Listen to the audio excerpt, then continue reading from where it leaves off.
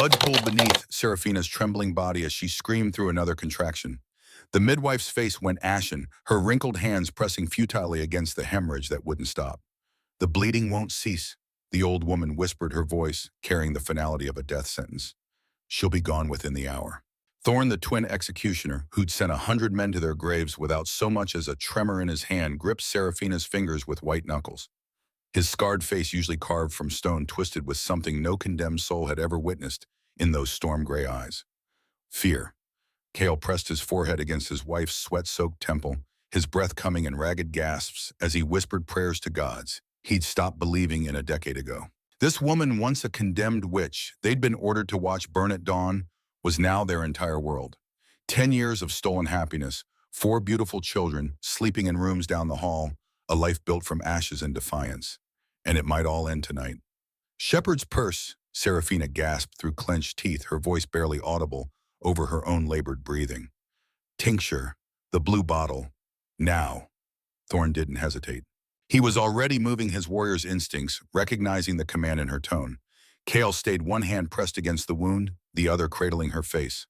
"Stay with me," he commanded, his voice breaking on the last word. "You don't get to leave us. Not now, not after everything." The midwife shook her head, defeat written across every line of her weathered face. She'd seen this before. Too much blood, too much trauma. The fourth birth had torn something inside that shouldn't have torn.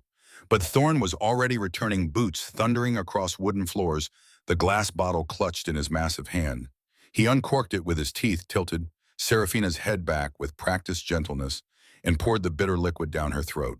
She coughed, swallowed, her body convulsing with effort, and waited.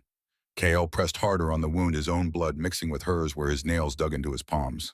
Thorn's hand found hers again, and together they formed a trinity of desperation and hope. The bleeding slowed, not stopped, but slowed. The midwife's eyes widened. She grabbed clean linen and packed the wound with newfound urgency, her movements sharp and efficient, now that death wasn't guaranteed. Minutes crawled by like hours. And then a cry. Thin and reedy at first, then stronger. Louder, the sound of new life demanding to be heard. The midwife lifted a tiny squirming body, blood-covered, perfect. A son. "Casimir," Serafina breathed, tears streaming down her temples into sweat-dampened golden hair. "His name is Casimir." Thorn took the infant with hands that had wielded executioner's blades for 15 years, cradling the fragile life against his scarred chest. Cale's forehead remained pressed to Serafina's, his tears falling onto her flushed cheeks. "You scared us," he whispered. It wasn't an accusation, it was a confession. Serafina's lips curved into a weak smile. "Not the first time." Thorn's rare laugh, deep and genuine, a sound reserved only for moments like this, filled the birthing room. He placed Casimir into his mother's arms, then bent to kiss her forehead with reverence, usually reserved for holy relics. "Not the last time either, knowing you," he murmured. The midwife finished her work in silence, cleaning and bandaging with the efficiency of long practice. When she finally stepped back, she looked at the three of them, this impossible trinity, and shook her head. 10 years I've known you," she said quietly. 10 years of watching something that shouldn't work somehow thrive. You're blessed, all of you, by something far older than the church's narrow God." She gathered her supplies and left them alone. The moment the door clicked shut, Cale finally allowed himself to collapse into the chair beside the bed, his entire body shaking with aftermath. Thorn remained standing, watchful, his hand resting on the pommel of the sword he no longer wore, but whose weight he still felt in muscle memory. Serafina looked down at Casimir, their fourth miracle, their youngest son, and felt the familiar ache of gratitude so profound it hurt. 4 children now, 4 living testaments to a love that had started in a dungeon cell on the eve of her execution.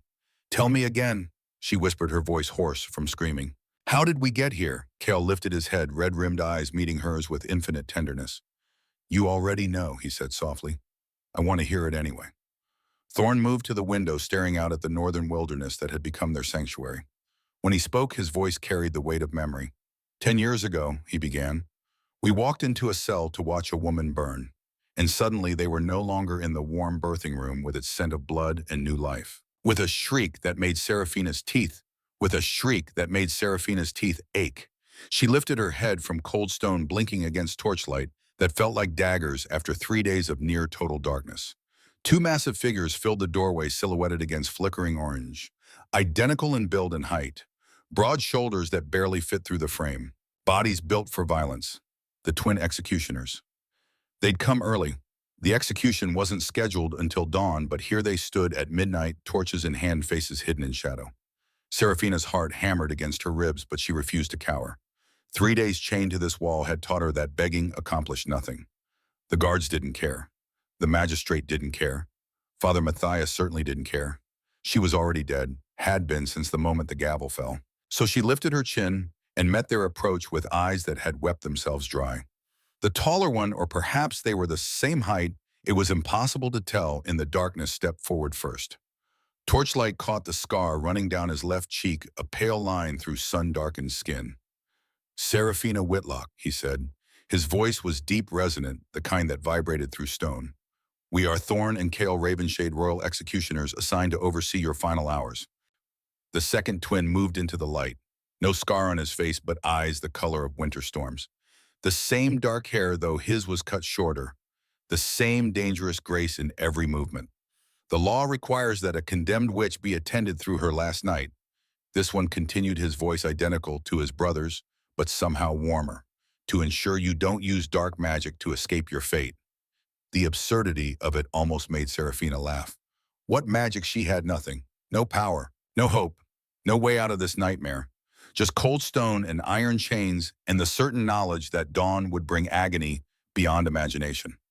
"I'm not a witch," she said. Her voice came out ragged from 3 days of screaming her innocence to guards who'd stopped listening after the first hour. "I've never practiced magic. I'm a healer. That's all I've ever been." "They all say that," the scarred one, Thorn replied. But something in his tone wasn't mockery, something softer. Almost like he believed her. Kale moved closer, setting down a basket. The scent hit Serafina like a physical blow. Fresh bread, roasted meat, clean water, real food. Not the moldy scraps the guards had tossed through the door twice in 3 days.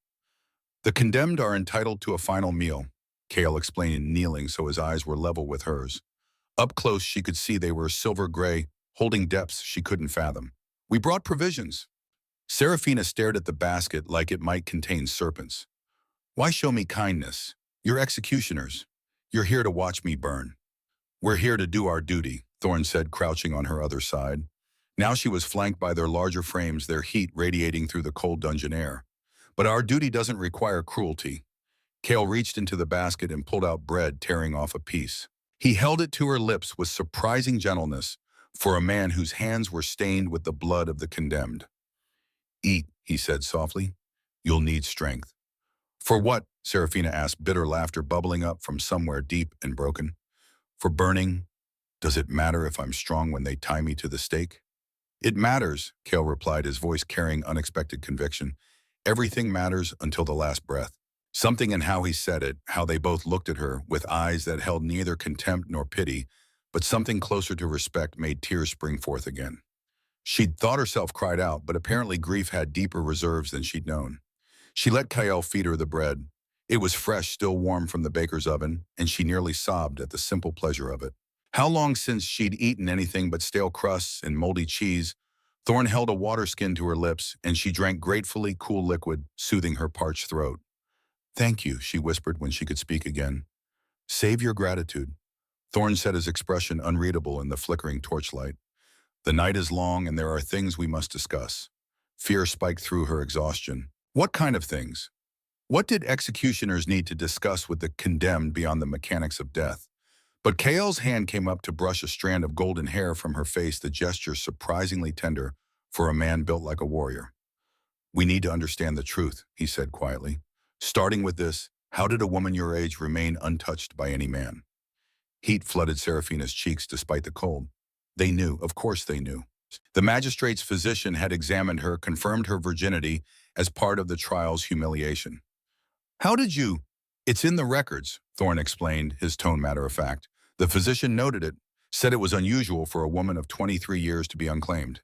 The way he said unclaimed sent an unexpected flutter through her belly. Serafina looked between them, these two massive men who could do anything they wanted in this locked cell, and felt a strange mixture of fear and something else, something she had no name for.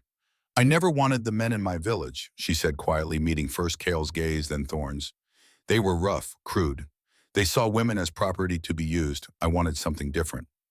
What did you want? Kale asked, and there was genuine curiosity in his voice. Serafina took a breath, wondering why she was answering honestly. Maybe because she was already dead.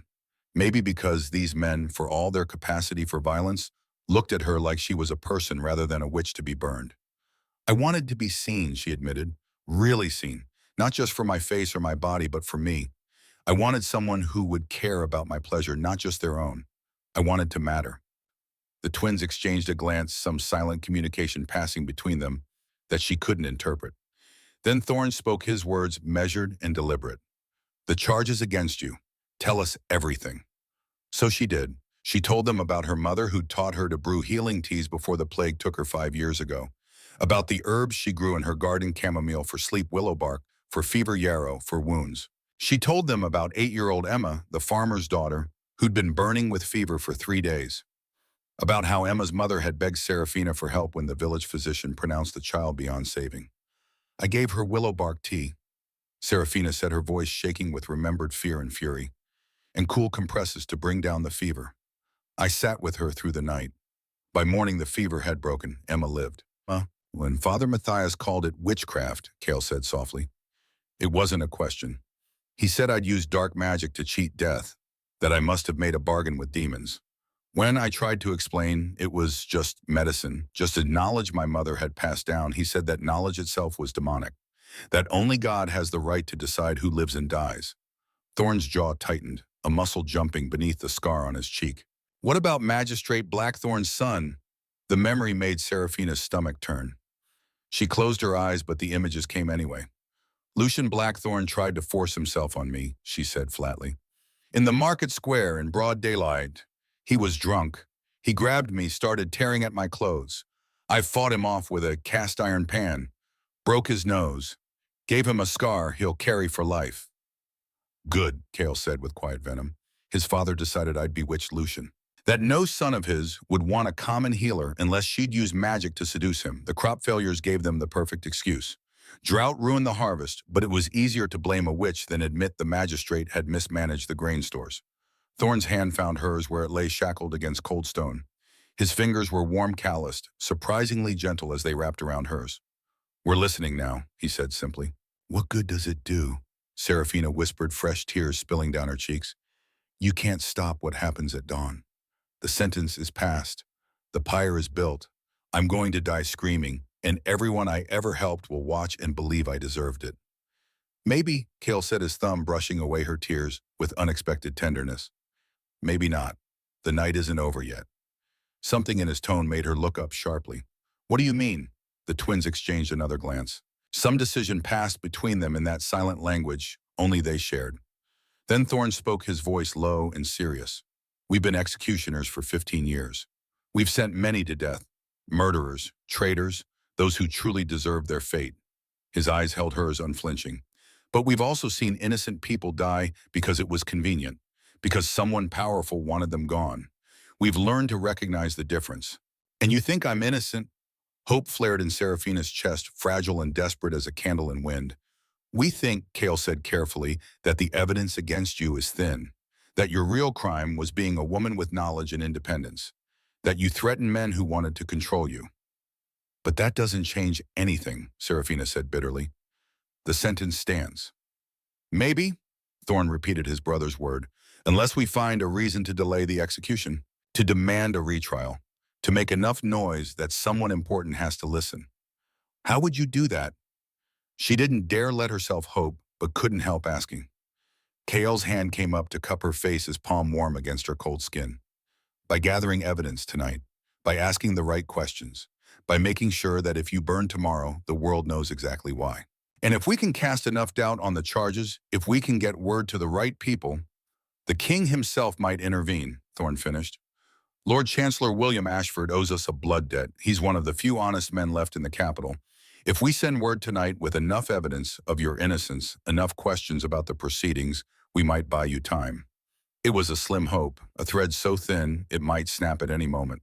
But it was more than Serafina had possessed an hour ago when these men walked through her door. Why would you do this for me? She asked, searching their faces. You don't know me. I'm nothing to you. Thorne's expression softened in a way that transformed his harsh features into something almost gentle. You're not nothing. You're a woman who doesn't deserve to die. That's enough. And Kyle added his thumb, tracing her jawline with deliberate slowness. There are other reasons. Reasons we probably shouldn't speak of, but that make us want to fight for you nonetheless.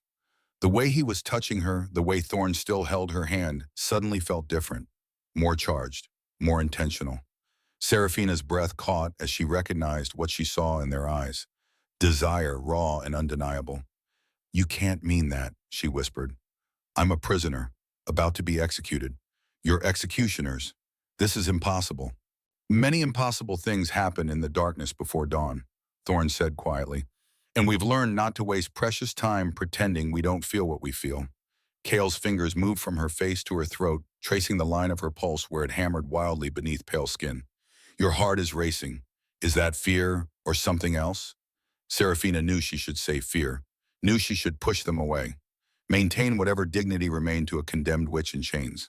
But she'd spent 23 years being good, being proper, being what everyone expected. And where had it gotten her chained in a dungeon cell awaiting execution by fire? If these were truly her last hours, didn't she deserve to choose how to spend them?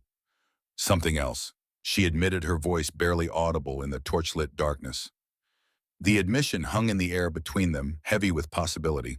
Thorne's grip on her hand tightened. Kale's fingers continued their exploration of her throat, her collarbone, the hollow at the base of her neck, where her pulse hammered like a caged bird. We shouldn't, Thorne said, but he didn't move away. You're condemned untouched. Taking advantage of your situation would be unforgivable.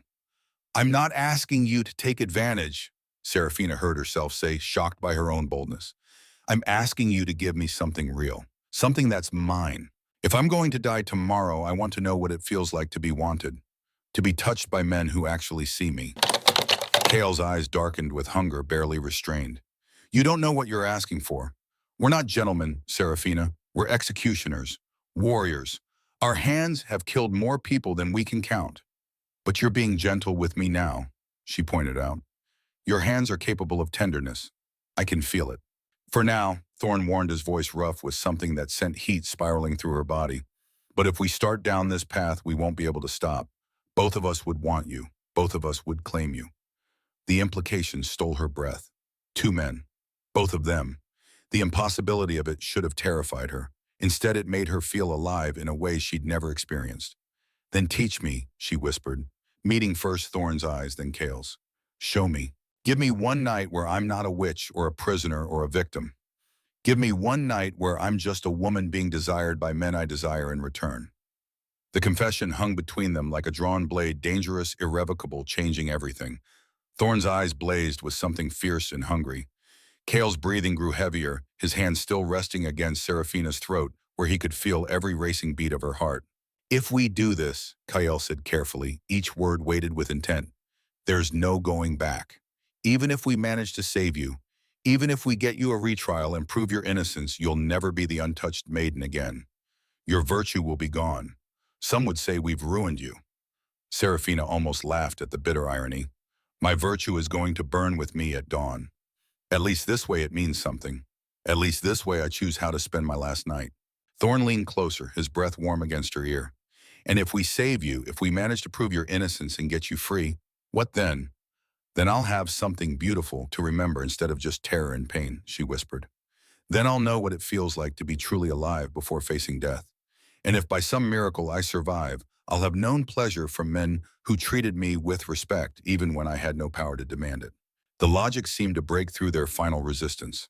Kale's hand slid into her hair, fingers tangling in golden strands with surprising gentleness, despite his obvious strength. He tilted her head back so she had to meet his gaze. Last chance to change your mind, he said, voice rough with barely controlled desire. Once we start, we won't stop until you've experienced everything you've been missing. Every touch, every sensation, every pleasure your body is capable of feeling. We'll be thorough, Thorne added, his face closer now, close enough that she could see gold flecks in his storm gray eyes. We'll be patient, but we will claim you completely. Both of us. Yes, Seraphina breathed the word escaping before she could second-guess herself. Please, I want this. I want you both. The words were barely out of her mouth before Kale's lips descended on hers. The kiss was nothing like the chaste pecks she'd imagined in her innocent dreams. It was consuming, demanding. His mouth moved against hers with skill that made her head spin, coaxing her lips apart with gentle pressure. When his tongue traced the seam of her mouth, she gasped, and he took the invitation, tasting her with devastating thoroughness.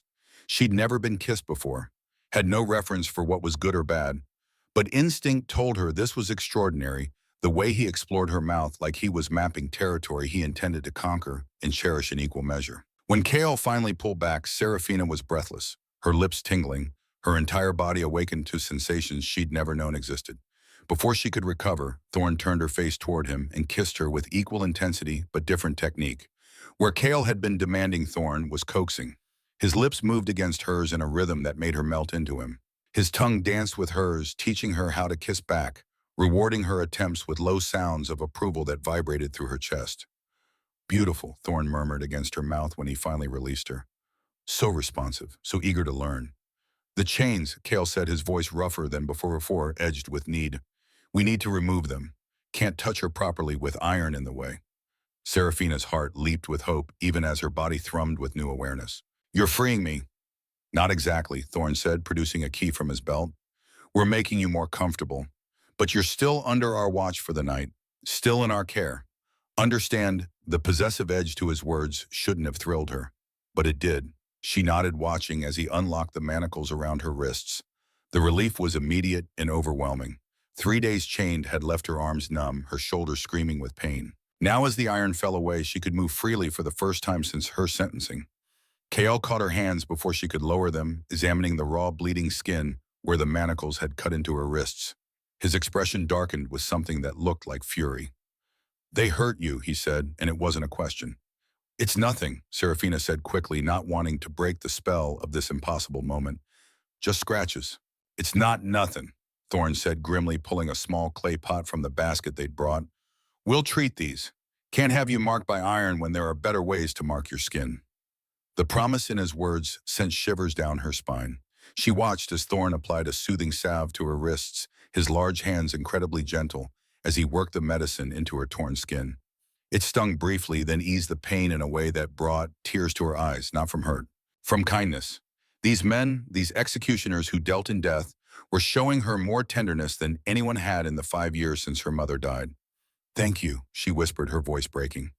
You'll thank us properly later, Kale said with a hint of dark promise. He helped her to her feet, supporting her when her legs threatened to buckle from disuse. We're not done preparing you. They guided her to the corner where a bucket of clean water waited, fresh towels folded beside it. Serafina looked at them questioningly. We can't touch you properly while you're covered in dungeon filth. Thorn explained, his eyes hot with promise. Let us wash you. Let us care for you. The intimacy of the offer made her blush, but she nodded. She'd been in the same torn shift for 3 days, wearing nothing but rags stained with sweat and fear and despair. The idea of being clean again felt like luxury beyond measure. Kale's hands went to the ragged hem of her shift, and he paused, waiting for permission. Yes, she breathed. He lifted the garment over her head in one smooth motion, and suddenly she stood before them completely bare, exposed, vulnerable in a way that should have terrified her. But the way they looked at her with reverence, rather than crude hunger, made her feel powerful instead of powerless. By all the gods. Thorn breathed, his gaze traveling over her curves with open appreciation. You're perfect. Perfect, Kale agreed, his eyes equally worshipful as he took in her pale skin, the golden hair that fell to her waist, the curves that had been hidden beneath shapeless prison rags. How could anyone want to destroy something so beautiful? They wet towels in the bucket, wrung them out, and began to wash her with slow, deliberate care. Thorn worked on her upper body while Kao focused below their hands, mapping every inch of her skin as they cleaned away dirt and sweat in 3 days of dungeon grime. The touches were intimate but not crude, thorough but not rushed. Serafina found herself relaxing into their care despite the strangeness of the situation, 2 massive warriors bathing a condemned woman in a prison cell at midnight. When Thorn's cloth-covered hands swept over the swell of her breast, she gasped at the unexpected sensation. He paused, meeting her eyes with silent question. When she didn't pull away, he continued, his touch growing bolder. His thumb brushed over the sensitive peak through the damp cloth until it hardened beneath his attention. So responsive, he murmured, approval warming his voice. Does this feel good? Yes, she admitted breathlessly, shocked by how much truth that single word contained. And this, Kale's hands had moved to her inner thighs, washing with firm strokes that made her legs tremble. He was getting dangerously close to the place no man had ever touched, the center of her, that was already responding to their attention in ways she didn't fully understand. Yes, she whispered again, the word becoming a mantra of surrender. They continued their ministrations, their touches growing progressively more intimate, more deliberately arousing. By the time they finished washing, her Serafina was trembling with need, her body aching for something she'd never experienced but desperately wanted. Thorn wrapped her in a clean blanket, pulling her against his broad chest, while Kael dried her legs with gentle hands. The contrast between their size and strength and their careful handling of her made her feel cherished, protected despite the impossible circumstances. Better? Thorn asked, his lips brushing her temple. Yes, she managed, though it was only partial truth. But also worse, you've made me want things I've never wanted before. Good up at that, Kale said, his hand sliding up her calf with deliberate slowness. Because we're just getting started. They guided her to the corner where they'd laid out clean blankets and furs, creating a nest of softness in the harsh stone cell. The transformation was remarkable. What had been cold and brutal now felt almost comfortable, warm even. Thorn lowered her gently onto the makeshift bed, while Kael adjusted the torches, banking them so the light was softer. More intimate. The flickering orange glow cast dancing shadows across the stone walls, creating pockets of darkness and warmth. We're going to touch you now, Thorn said, settling beside her, his large frame somehow managing to look comfortable on the simple bedding. Going to teach you what your body can feel. But I need you to promise something first. What? Serafina asked, her heart racing with anticipation and the slightest thread of fear. If anything we do frightens you or hurts you, you tell us immediately. You have the power to stop this anytime. Understand, the irony of having power in this cell where she was utterly powerless wasn't lost on her. But she appreciated the gesture, the way they were trying to give her agency, even when they held all the actual control. I understand, she said softly. I promise. Kyle lay on her other side, and suddenly she was sheltered between two warriors, their larger bodies creating a cocoon of warmth and safety. Their hands began to move over her skin, exploring, learning, finding the places that made her gasp and the spots that made her moan. You're so soft, Kale murmured, his palm sliding over her stomach, her ribs the gentle slope of her breast. Like silk in moonlight. Thorn's mouth found the curve of her neck, kissing and nibbling with careful attention until she was arching into the sensation. Sensitive here, he noted with satisfaction. Good to know. Their touches grew bolder, more purposeful. Thorn's hand cupped her breast fully now, his thumb circling the hardened peak until Serafina cried out with pleasure she'd never imagined. Kale's hand slid between her legs, his fingers gentle as they explored folds already slick with arousal. So wet, Kale said with clear satisfaction. His voice dropped to a register that sent heat pooling low in her belly. Your body knows what it wants, even if your mind hasn't caught up yet. Serafina couldn't form words, could only feel, only surrender to the sensations they were creating. Thorn's mouth moved lower, finding the sensitive peak of her breast and taking it between his lips. The wet heat of his tongue combined with the gentle suction made stars burst behind her closed eyes. Meanwhile, Kael's fingers found the bundle of nerves at the apex of her thighs, circling with practiced skill. The dual assault on her senses was overwhelming, too much and not enough all at once. She'd touched herself before in the darkness of her cottage, had discovered that certain movements brought pleasure, but it had never felt like this. Never this consuming, this all-encompassing. That's it, Kale encouraged as she writhed between them, her body moving of its own accord, seeking more of whatever they were doing. Let yourself feel it. Don't fight it. I can't, she gasped, overwhelmed by sensation. It's too much. You can, Thorn said against her skin, his voice firm with command. We've got you. You're safe. Let go. His mouth continued its attention to her breast, while Kael's fingers worked magic between her legs, building pleasure so intense she thought she might shatter from it. The pressure grew and grew, coiling tighter in her core until Serafina was sobbing with the intensity of it. She'd never felt anything like this building wave that threatened to crash over her and pull her under. Let go, they commanded together, their voices blending into one. And she did. The release crashed over her like a physical force, pulling her under, drowning her in sensations so intense she screamed their names. Her body convulsed with pleasure that radiated from her center to every extremity, wave after wave of ecstasy that seemed to go on forever. Through it all, they held her, touched her, drew out every tremor and aftershock until she collapsed boneless and trembling against the furs. Beautiful, Thorn murmured, pressing kisses to her flushed skin. Absolutely beautiful. Kale's hand moved to her face, turning her toward him so he could kiss her deeply. She could taste herself on his fingers where they'd touched her most intimately, and instead of shame, she felt a surge of power. These men had shown her what her body was capable of feeling, had given her pleasure beyond anything she'd imagined. That was just the beginning, Kale said when he broke the kiss, his gaze blazing with promise. Your first peak, but far from your last tonight. I don't think I can survive more, Serafina admitted honestly, her body still trembling with aftershocks. You can, Thorn assured her, his features soft with something that looked almost like tenderness. Because we're going to spend all night teaching you exactly what you've been missing. They gave her time to recover, holding her between them, their hands stroking soothing patterns on her sensitized skin. But the reprieve was temporary. Soon Kale's kisses grew more demanding. Thorn's touches became more purposeful. And Serafina felt her body responding again, despite the impossibility of it, heat-building desire rekindling. Tell us about your life before, Kale said softly, his fingers tracing lazy circles on her hip, before the accusations. What did you dream of? The question surprised her. She'd expected more physical attention, not conversation.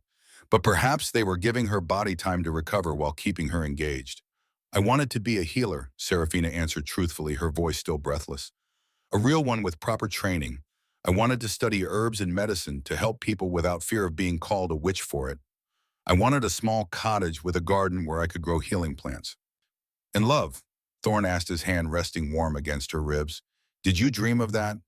Sometimes, she admitted, but not the kind the village offered. I wanted partnership, respect, someone who valued my mind as much as my body. And passion. Kale's hand slid higher on her thigh, making her breath catch. Heat flooded her cheeks despite everything they'd already done. I didn't know what passion truly meant until tonight. Well, then let us show you more, Thorn said, his voice dropping to that register that made her insides clench with want. Let us give you every dream you've been denied. They began touching her again, and this time there was more urgency in their movements. Their kisses grew deeper, their hands more demanding. Thorn positioned himself above her, while Kale moved to her side, both of them focused on her with single-minded intensity. Both of you, she asked, voice shaking with anticipation and the faintest thread of fear. At the same time, and not yet, Thorn said, gently brushing golden hair back from her face. You're not ready for that, but we'll both pleasure you, both learn what makes you scream our names. Yes, she breathed, surrendering completely. Please. Thorn's mouth descended on hers again, kissing her with a thoroughness that made her forget her own name. His hands roamed her body, learning every curve, every dip, every place that made her gasp. Meanwhile, Kael's mouth blazed a trail down her body, kissing, licking, nibbling his way from her shoulder to her breast to her stomach. When his mouth finally reached the apex of her thighs, Serafina's entire body jolted with shocked pleasure. The sensation was unlike anything she'd imagined. Wet heat and skilled movements that had her crying out within seconds. Thorn swallowed her moans with his kisses, his hands continuing their exploration, while his brother worked between her legs with devastating expertise. Kale's tongue circled and probed, finding spots that made her see stars. When he slid a finger inside her, stretching her gently, carefully, she thought she might come apart from the dual sensations. So tight, Kale murmured it against her sensitive flesh, his breath hot and maddening. We'll need to prepare you carefully before either of us can claim you properly. The reminder of what was coming sent fresh arousal flooding through her. Thorn's hand moved to join his brother's, and she felt both their fingers working together, stretching her, readying her for something bigger. Does it hurt? Thorn asked, watching her face intently for any sign of pain. No. Serafina gasped, overwhelmed by the fullness, the pressure, the building pleasure. It feels full, but good. So good. That's just 2 fingers, Kale said, his voice rough with barely restrained desire. Imagine how it will feel when it's us filling you, when we're buried deep inside claiming every inch. The words combined with the physical sensations pushed her toward the edge again. Serafina writhed between them, her hands clutching at Thorn's broad shoulders, seeking anchor in the storm of pleasure. Please, she begged, though she wasn't entirely sure what she was begging for. Please, what? Thorn demanded, his gaze boring into hers. Tell us what you need. I need you. I need you, she gasped, the words tumbling out uncensored. Inside me. Both of you, I need to know what it feels like to be claimed completely. The twins exchanged a heated look over her trembling body, some silent communication passing between them that she couldn't decipher. Then Kyle withdrew his fingers, making her whimper at the loss. He moved up her body while Thorn shifted to the side, and suddenly Kale was positioned between her legs, the hard length of him pressing against her entrance. "Are you certain?" Kale asked, his voice strained with the effort of control. "Once I take your innocence, there's no going back. You'll belong to us completely." "I'm certain," Serafina said firmly, meeting his eyes without flinching. "I want this. I choose this." Kale's expression softened even as his eyes blazed with hunger. "Then hold on to Thorn, because I'm not going to be gentle. You wanted to feel alive, Serafina. I'm going to make you feel so alive you'll never forget this night." Before she could respond, he pushed forward, breaching her entrance in one firm thrust that stole her breath and filled her completely. The sensation was overwhelming pain and pleasure mixing in ways she couldn't separate. She cried out, her hands fisting in Thorn's dark hair as Kael's considerable length stretched her beyond anything fingers could have prepared her for. "Breathe." Thorn coached his hands, framing her face with surprising gentleness. "The pain will pass, I promise." And it did. As her body adjusted, as Kael held perfectly still to give her time, the burning sensation faded. What remained was a fullness that felt right, perfect, like this was how it was always meant to be. "Better?" Kael asked through clenched teeth, every muscle in his body taut with the effort of restraint. "Better," she confirmed, her voice steadier now. "You can move. Please move." Kael groaned and began to withdraw slowly, then push back in. The friction was exquisite, sending sparks of pleasure through her body that built with each careful thrust. He set a steady rhythm, deep and thorough, claiming her with practiced skill. Meanwhile, Thorn's mouth found hers again, his kiss swallowing her cries of pleasure. His hands moved over her body, adding to the sensations until Serafina thought she might combust from the intensity of it all. "So perfect." Kale gritted out, his control starting to fray at the edges. "You feel incredible, Serafina. Like you were made for this. Made for us." The praise made her clench around him, involuntarily drawing a curse from his lips. His thrusts grew harder, faster, more desperate.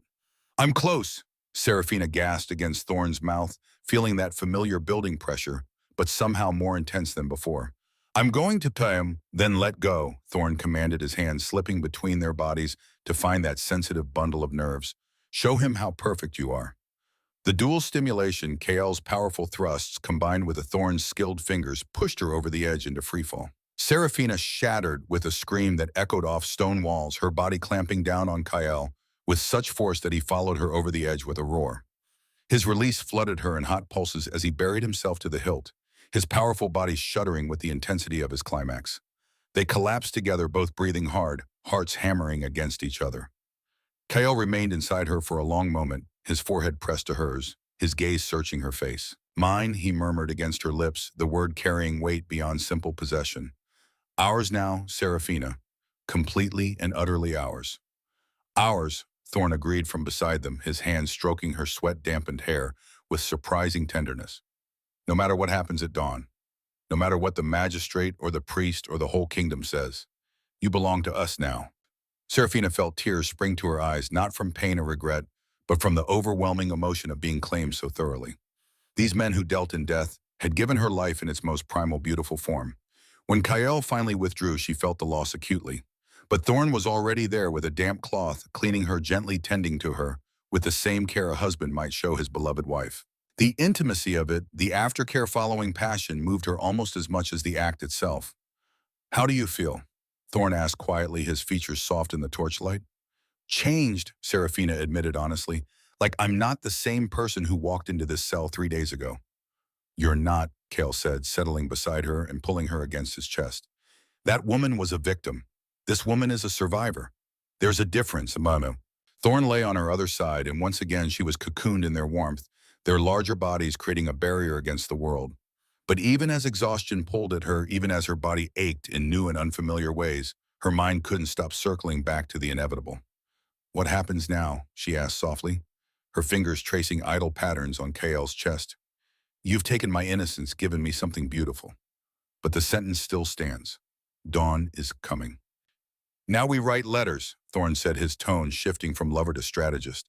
"Send word to every contact we have in the capital. Make enough noise that someone powerful has to listen." He rose from the bedding, moving to the basket they'd brought. From beneath the food, he pulled parchment ink and a quill. Kale shifted so Serafina could rest more comfortably against him, while his twin brother began to write with quick, efficient strokes. Lord Chancellor William Ashford, Thorne said as he wrote. 15 years ago, Cale and I pulled him from a burning building during the Western Rebellion. We carried him 3 miles through enemy territory with arrows raining down around us. He swore a blood debt that day. Will he honor it? Serafina asked, hardly daring to hope. William is one of the few honest men left in King Edward's court. Cale replied, his hand stroking her hair absently. If he says he owes a debt, he'll pay it. The question is whether he can act fast enough. Thorne's quill scratched across parchment with urgency. Serafina watched him work, this massive warrior who killed with such efficiency, now wielding words as weapons instead of blades. I'm detailing the evidence against you, Thorne explained without looking up. Or rather, the lack of it. Willow bark tea is documented medicine, not witchcraft. Self-defense against attempted rape is justified by kingdom law. And crop failure during drought is natural disaster, not demonic curse. Father Matthias won't see it that way, Serafina said bitterly. To him, any knowledge a woman possesses is suspect. Father Matthias is a zealot, Cale said with quiet venom, and zealots make enemies. William will know how to exploit that. Thorne sealed the first letter with wax, then began a second, and a third. By the time he finished, he'd written to 5 different people. Lord Chancellor Ashford, 2 members of the King's Council, a retired general who owed them favors, and surprisingly, the King's own sister, Princess Catherine. The princess? Serafina asked, confused. A rare smile crossed Thorne's face. We saved her life during an assassination attempt 2 years ago. Took a blade meant for her heart. She's been looking for a way to repay us ever since. And you never called in that favor until now. Serafina felt something warm bloom in her chest, something dangerously close to hope mixed with overwhelming gratitude. For me, for you, both twins said in unison. Cale's arms tightened around her. We told you you belong to us now. We protect what's ours. Thorne returned to the bedding, tucking the sealed letters into his belt. Cale will deliver these at first light. He'll ride hard for the capital, get them into the right hands. It's a day's journey if he doesn't stop. That means the earliest response could come tomorrow night.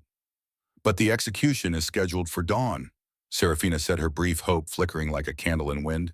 Which is why I'll be arguing for a delay, Thorne explained. As your assigned executioner, I have the right to request postponement if I suspect improper procedure. It won't buy us much time, maybe a day, 2 at most, but it might be enough. And if it's not, the question hung heavy between them. Cale's hand found hers in the darkness, his fingers lacing through hers, with surprising tenderness for a man who'd just claimed her with such intensity. Then we have other options, he said quietly, his tone carrying an edge that sent shivers down her spine. Options we didn't want to use because they would brand us traitors. But if it's between that and watching you burn, the choice is simple. Serafina sat up, turning to look at him with wide eyes. I won't let you throw away your lives for me. You've already given me more than I ever hoped for. You've made my last night beautiful. That's enough. It's not enough, Thorne said fiercely, his gaze blazing in the torchlight. We've claimed you, Serafina. That means we protect what's ours, no matter the cost. Even if it means running, she asked. Leaving everything behind. Even then, Cale confirmed, we're executioners. We know how to disappear. We have coin-saved contacts in other kingdoms. The northern territories beyond the Frost Peaks don't recognize King Edward's authority. We could start fresh there. But your honor, Serafina protested, your reputation, everything you've built. Honor, Thorne's laugh was bitter sharp as broken glass. What honor is there in burning an innocent woman? What reputation worth keeping requires we stand by while injustice is served? Cale cupped her face, forcing her to meet his eyes. From the moment we walked into this cell tonight, we made a choice. We chose you over duty. We chose conscience over orders. There's no going back from that, Serafina. Win or lose, live or die, we're with you now.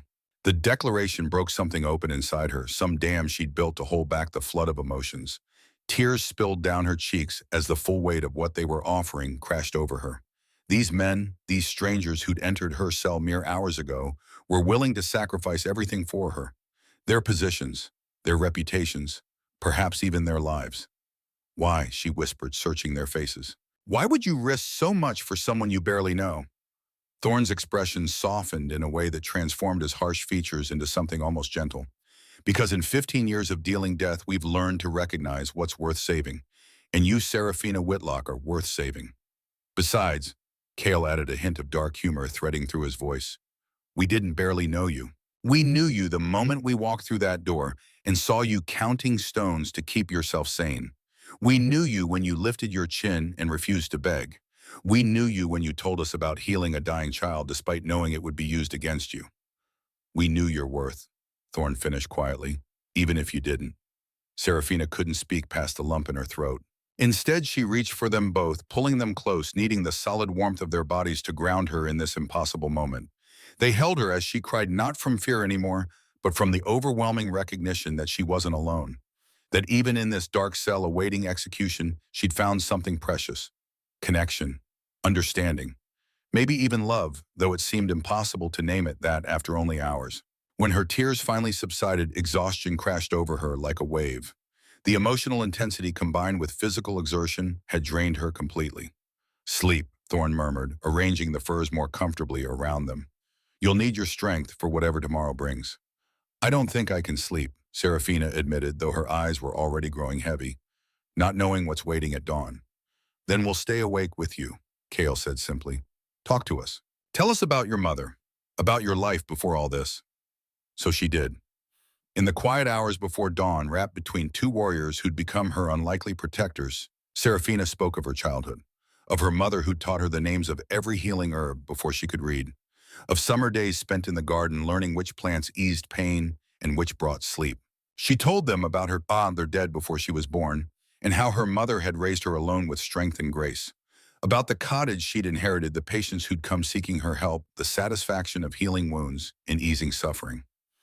And she told them about the loneliness the years spent watching other women find husbands and build families while she remained apart, waiting for something she couldn't name.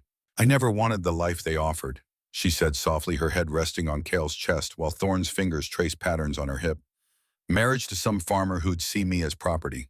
Children born from duty rather than desire. I wanted more, but I didn't know what. And now, Thorne asked quietly. Serafina considered the question, thinking about the impossible situation she found herself in. Condemned to death, yet lying between two men who'd shown her more tenderness in one night than she'd known in years. Facing execution at dawn, yet feeling more alive than ever before. Now I know what I was waiting for, she admitted. I just wish I'd found it under different circumstances. The circumstances don't matter, Kale said firmly. Only the outcome, and we're not done fighting for that outcome yet. As if to punctuate his words, the first pale fingers of dawn began creeping through the high window of the cell, gray light that heralded the approaching sunrise. The execution hour. Serafina felt her breath catch, fear clawing its way back through the warm cocoon they'd created. Thorne felt the tension in her body and tightened his hold. Not yet, he said, his voice carrying the weight of command. Dawn has barely broken. We have time still. But even as he spoke, footsteps echoed in the corridor outside. Heavy boots, multiple guards. This was it. They'd come to take her to the pyre. Kale and Thorne were on their feet instantly, warriors' instincts overriding everything else.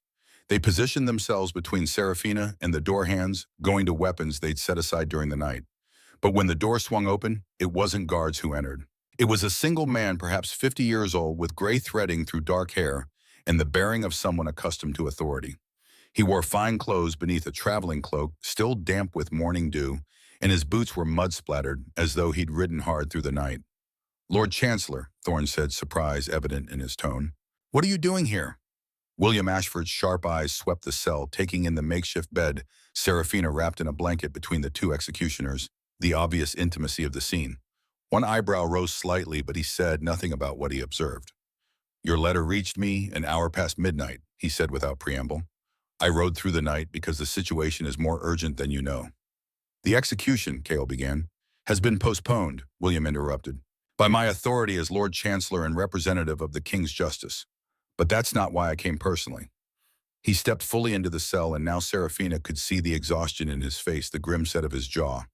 Tell me quickly, he said, his gaze fixing on Serafina. Is this woman truly innocent? Yes, my lord, Thorne said without hesitation. We've questioned her extensively. The evidence has fabricated the charges baseless. William studied Serafina with eyes that missed nothing. She fought the urge to cover herself more thoroughly, instead lifting her chin and meeting his gaze directly. You are Serafina Whitlock, he said. It wasn't a question. I am my lord, she replied, keeping her voice steady despite her racing heart. Tell me about the child, Emma, the one you allegedly bewitched. So she did. She explained about the fever, the willow bark tea, the all-night vigil. About Emma's mother begging for help when the physician had given up. About the moment the fever finally broke and the child opened her eyes. There was no magic, my lord, Serafina said firmly. Just medicine. Knowledge my mother passed down, same as any craft passed from parent to child. William was silent for a long moment, his expression unreadable. Then he said, the physician who pronounced Emma beyond saving was his name Thomas Ashford. Serafina blinked in surprise. Yes, my lord. Why? A ghost of a smile crossed William's face. Because he's my cousin, and he sent me a letter 3 months ago expressing concern about Father Matthias's growing extremism. He wrote that a skilled healer in Thorndale had saved a child he'd given up for dead, and that the priest was calling for her execution. Hope flared in Serafina's chest, bright and painful. Then you already knew. I suspected, William corrected. But suspicion isn't proof. I needed to hear it from you, from them. He gestured to the twins. Thorne and Cale's word carries weight. They're many things, but they're not liars. He pulled a rolled parchment from his cloak. I've drafted an official request for the king's review of this case. It details the irregularities in the trial, questions the evidence, and cites precedent for cases where religious zealotry led to wrongful conviction. Will it work? Cale asked bluntly. I don't know, William admitted. King Edward respects the church's authority. Overturning a conviction for witchcraft sets a dangerous precedent in his eyes. But he also values justice being seen to be done. If I can demonstrate that Magistrate Blackthorne had personal motivation to see you condemned, his son tried to rape me, Serafina said flatly. I defended myself with a cast-iron pan, broke his nose, left a scar. William's expression darkened. That information was not in the trial records. Because Lucian Blackthorne claimed I'd bewitched him, Serafina explained, that no son of the magistrate would want a common healer unless she'd used dark magic to seduce him. Of course he did, William muttered. He made a note on another parchment he produced. This helps, a pattern of false testimony to cover attempted rape, abuse of office for personal revenge. This is something I can work with. He looked up at Thorne and Cale. But it will take time. I need to return to the capital, present this to the king's council, build support among the nobles who will listen. That means days, possibly weeks. The postponement you secured, Thorne said slowly. How long? 3 days, William said grimly.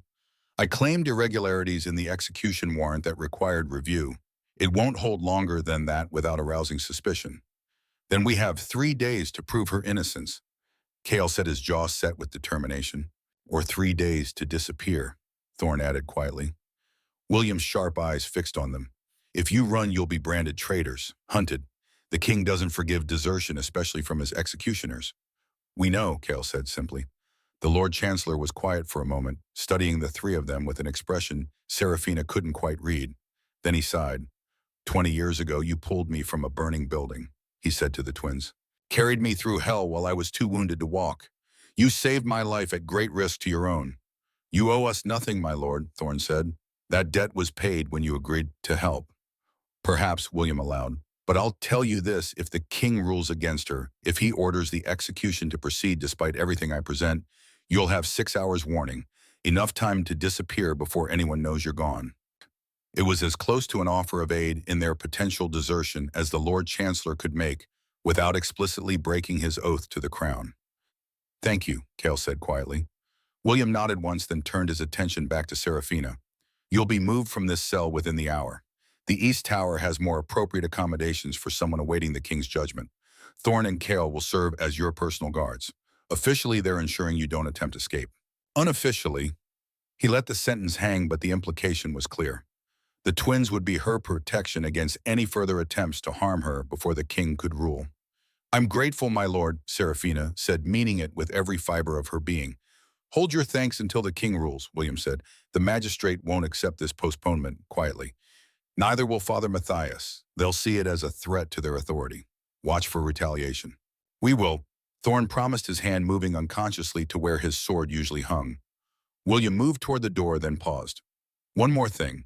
The king will want to know why 2 of his most valued executioners are taking such personal interest in a condemned witch.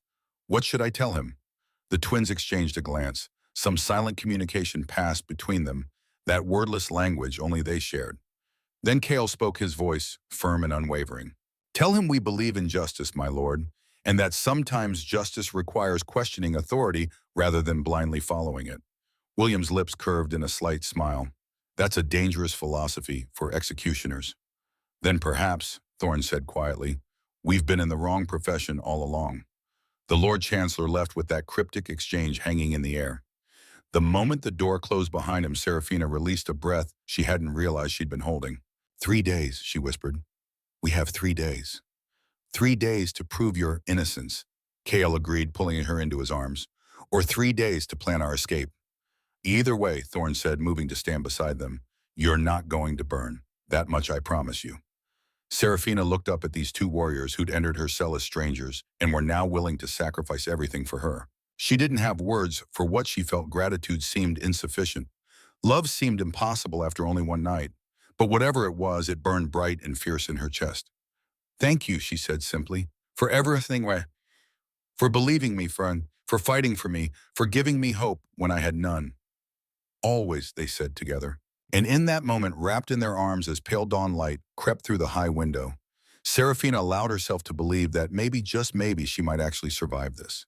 That the condemned witch might yet live to see another sunset. That love found in darkness could survive the harsh light of day.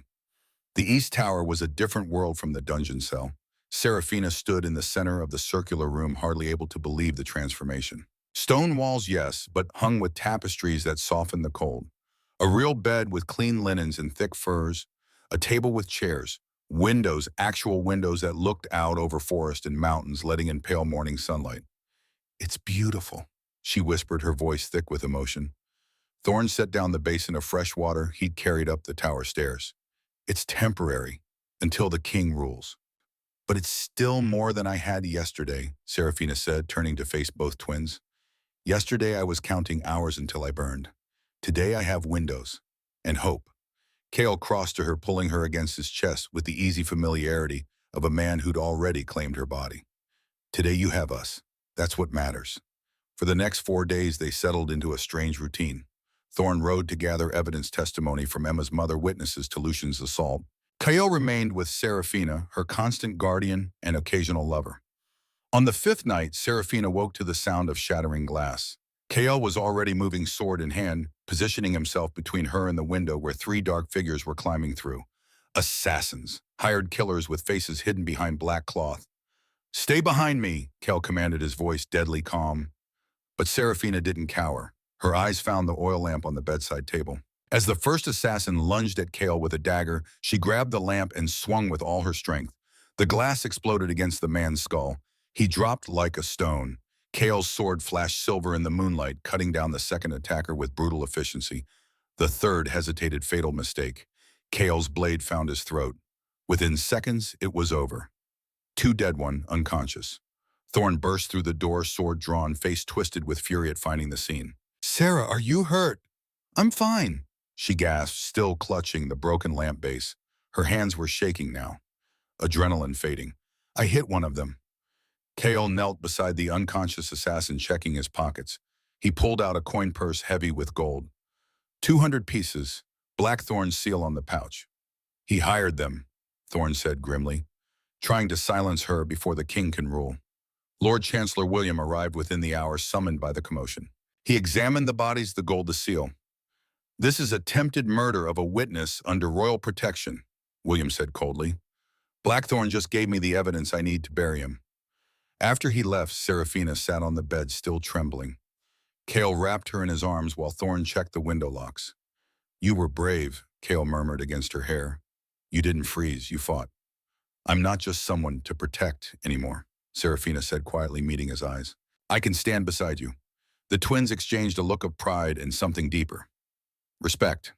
Their woman was a warrior too. The message arrived at dawn on the 3rd day. Kale took the sealed parchment from the royal messenger, his jaw tight as he broke the wax seal. Serafina watched his face, trying to read his expression as he scanned the contents. Well, she asked when she couldn't bear the silence any longer. Kale looked up and his face split into a rare, brilliant smile.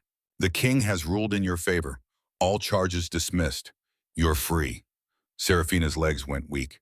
She would have fallen if Kale hadn't caught her, pulling her against his chest as tears streamed down her face. Free, she sobbed. I'm actually free. Completely. Kale confirmed, his own voice rough with emotion. William's presentation convinced the council. The king found evidence of conspiracy between Blackthorn and Matthias to falsely convict you. Both men have been stripped of their positions. Blackthorn's been exiled to the southern wastelands. Kale continued reading from the parchment. Matthias sent to a monastery under permanent silence vows, and you are declared innocent of all charges.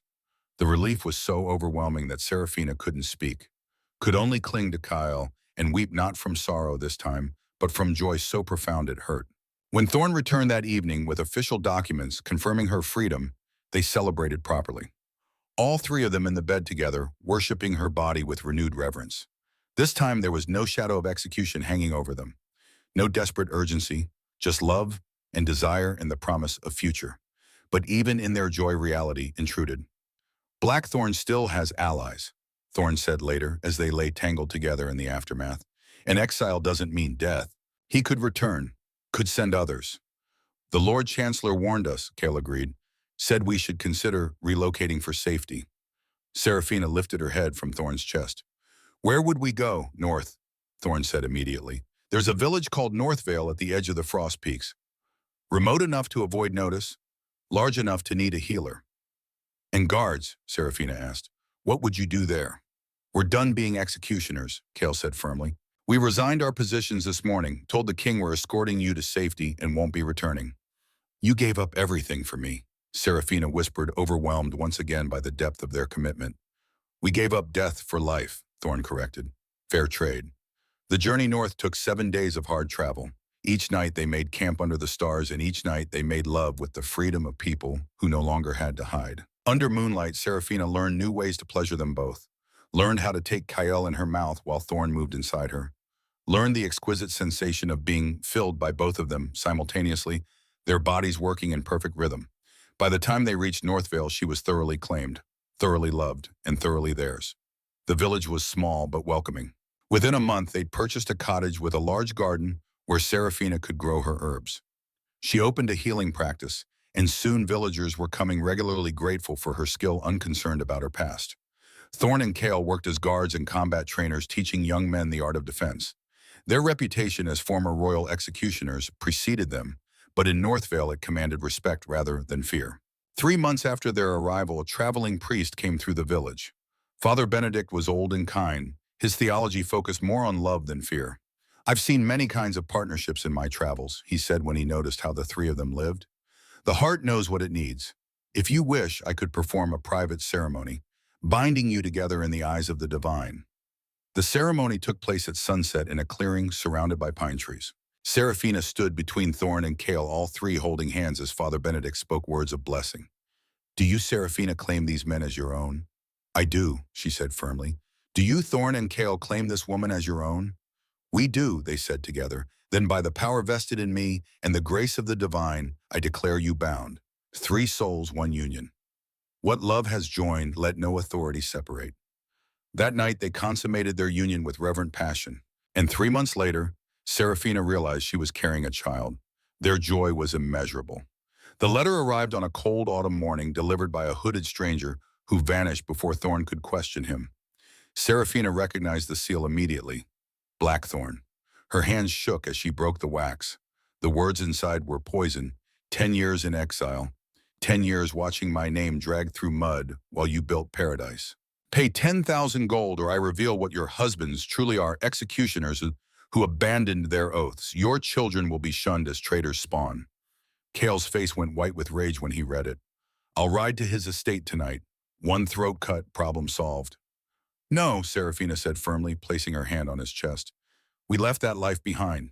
We don't kill anymore. He's threatening our children, Thorn growled, pacing like a caged wolf.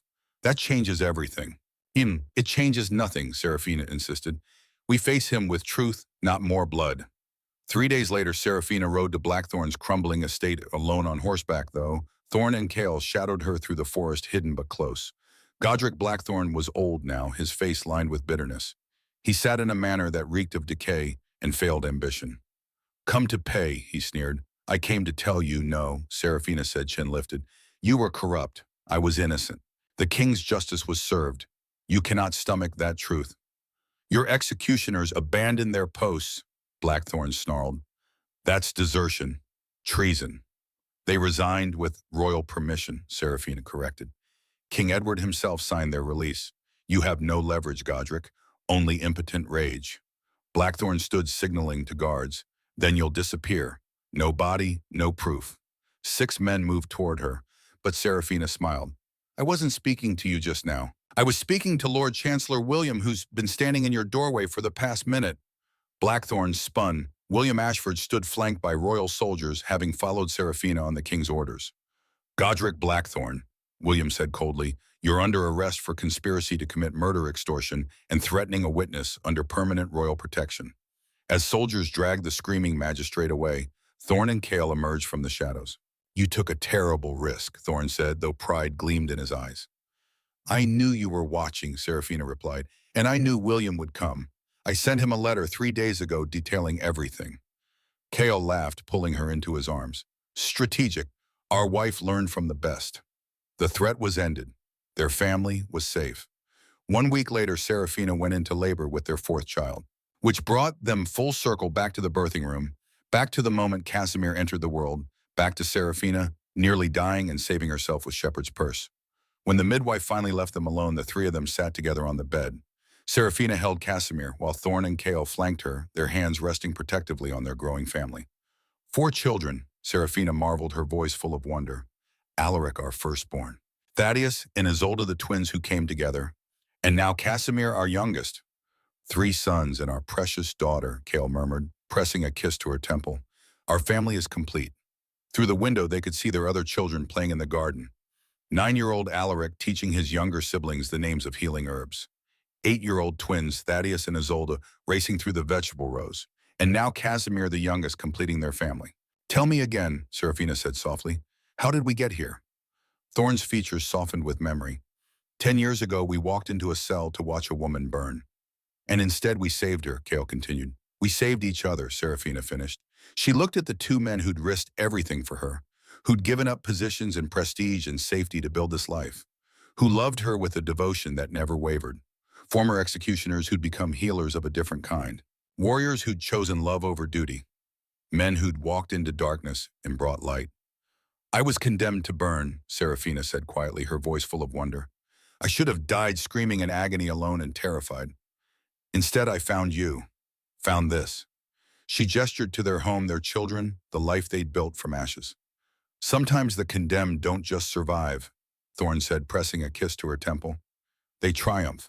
Sometimes, Cale added, his hand gentle on their newborn son's tiny head. The darkest moments lead to the greatest light. Outside, the sun set over the frost peaks, painting the sky in shades of gold and crimson. Their children's laughter drifted through open windows. The scent of herbs from Seraphina's garden mixed with pine from the surrounding forest.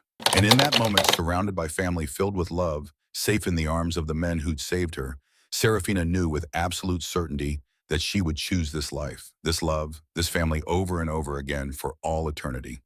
The condemned witch had become a queen in her own right. The executioners had become protectors. And love found in the deepest darkness had survived to flourish in glorious light.